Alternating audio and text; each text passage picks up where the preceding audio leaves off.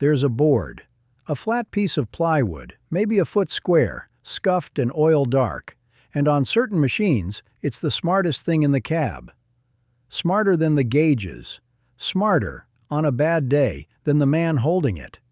Because the morning the engine decides to kill itself, the throttle does nothing, the key does nothing, and that ugly square of scrap wood is the only thing standing between you and a connecting rod coming through the side of the block at the speed of a bullet. If you ever ran a two-stroke Detroit, you know exactly where this is going. Everybody around those engines kept the board. To understand why a grown man babysits a piece of plywood next to a machine worth more than his house, start with the device that was supposed to make that board unnecessary, the one component whose only job ever is to keep the engine from running away. We call it the governor, and the name is the first lie in this story. It sounds like the most boring thing ever bolted to a motor. It is, instead, the buried ancestor of the modern world. Hold that. We're coming back to it. Picture the original, two heavy steel balls on hinged arms, spun by the engine itself. The faster it turns, the faster they whirl, and centrifugal force throws them outward and up. Link those rising arms to the fuel rack, the thing that decides how much diesel reaches the cylinders, and you've built something quietly miraculous. Engine speeds up, balls fly out, fuel pulls back, engine slows. It slows, balls drop, fuel returns, it speeds up. The machine listens to itself and corrects itself. No brain, no sensor, just geometry, weight, and the honesty of inertia. A thinking machine that doesn't think. Here's the part that should bother you. That self-correcting, never-sleeping device controls exactly one thing: the fuel it injects. Nothing else. And that narrow authority is the crack the nightmare crawls through. Because in a runaway, the engine isn't eating the fuel you give it anymore. It's found another meal. A diesel doesn't need a spark, and it doesn't need your permission. It needs two things: something combustible reaching the cylinders and air to burn it in. The governor assumes the only combustible thing in there is the diesel it metered through the injectors. So it sits with the balls flung all the way out and the rack hauled back to zero, screaming, "Stop, no more fuel," and the engine laughs and keeps climbing. Because the meal isn't coming from the injectors. It's coming from inside the engine, oil pulled past a worn seal and atomized into the airstream, blow-by past the rings, or vapor sucked straight down the intake. All of it burns. And the device built to govern that engine's speed has zero authority over the fuel actually driving it. A guard who locks the front door beautifully and never learned there's a back one. So, how do you stop a thing that won't take its hand off its own throat? Not with fuel. It stopped caring about fuel the moment the trouble started. You starve it of air. You take that board, slam it over the intake, and hold it there while the engine tries to suck the wood out of your hands. No air, no fire. That's the whole science. It's why an old crane operator running a 671 kept a plank within reach. The day that engine went for the RPM record, the gas pedal was dead weight and the plywood was the brake. The most sophisticated safety device on a $250,000 machine was a piece of wood, because physics doesn't read spec sheets. Detroit knew their two strokes were prone to this. Prone enough that the fix became part of the breed. Their combustion air gets shoved in by a blower, a gear-driven supercharger lubricated by the engine's own oil. Wear those seals and oil weeps into the airstream, and now the engine has a private fuel supply with nothing to do with the throttle or the man in the seat. It revs. It climbs. So Detroit bolted a spring-loaded flap over the blower intake, a guillotine for the air, the board built right onto the engine. Pull the handle. The flap slams shut. The engine chokes dead. And you'd better be fast. From the first wrong note to a destroyed engine is about 10 seconds, and by the time the sound registers as catastrophe, you may be out of runway. Now, the twist almost no one covers. A two-stroke can run away backwards, stall, kick over, and start turning the opposite direction. The instant it does, the plumbing flips. The exhaust pipe becomes the intake, and that factory flap, built to save your life, is now on the wrong end of the engine. Slam it shut, and the engine just breathes out the back. The pressure even pops it open and shoves it aside.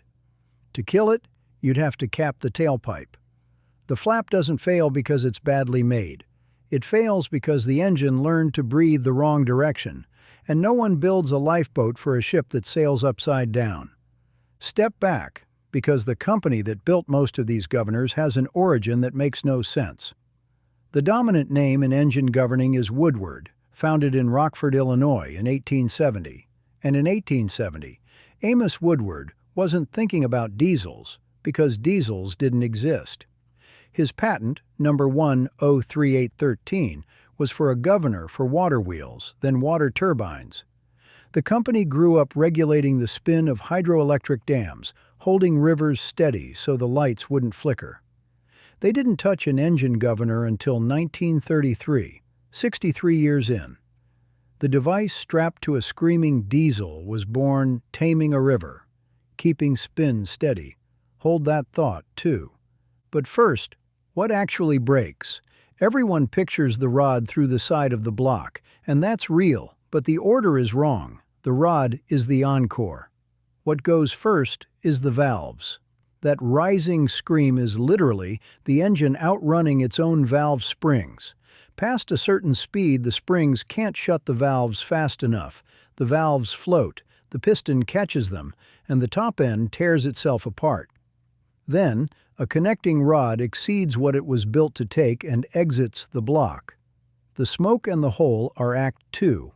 The valves were Act 1, and they died in silence under the noise. Now scale it up. Off a crane, off a truck, onto a drilling rig in the Gulf of Mexico, April 2010.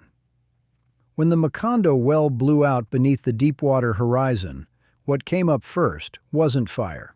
It was gas, a cloud of hydrocarbon vapor that rolled across the deck and found the rig's enormous diesel generators breathing through their open-air intakes. The engines inhaled it and did what a diesel does when it finds a fuel the governor can't touch. They overspeed. Survivors watched the lights flare brighter and brighter until the bulbs popped. The number 3 engine, a Vart-Scylla 18 V32, ran away and tore itself apart as we just walked through. And a runaway engine disintegrating in a gas cloud isn't just dead, it's an ignition source. 2 generators exploded. 11 men did not come home. And here's the line that should drop your stomach. Hardware exists for exactly this. Automatic air-shutoff valves, the engineered version of the old man's plank, that slam the intake shut with no human hand. Companies like AI Mott have built them for decades. They weren't on the Deepwater Horizon. The board scales up to the size of an oil rig. So does the decision not to carry one. So, back to the name. Governor. To govern comes through Latin from the Greek kybernan, to steer, a helmsman steering a ship. And in 1948, when Norbert Wiener needed a name for the whole new science of feedback and control, machines that sense and correct themselves, he reached back to that exact root and coined cybernetics, which means the spinning steel balls on a Victorian steam engine are the direct etymological grandfather of cyber everything, cyberspace, cybersecurity. Every cyber you've ever typed traces back to a weighted governor steering itself.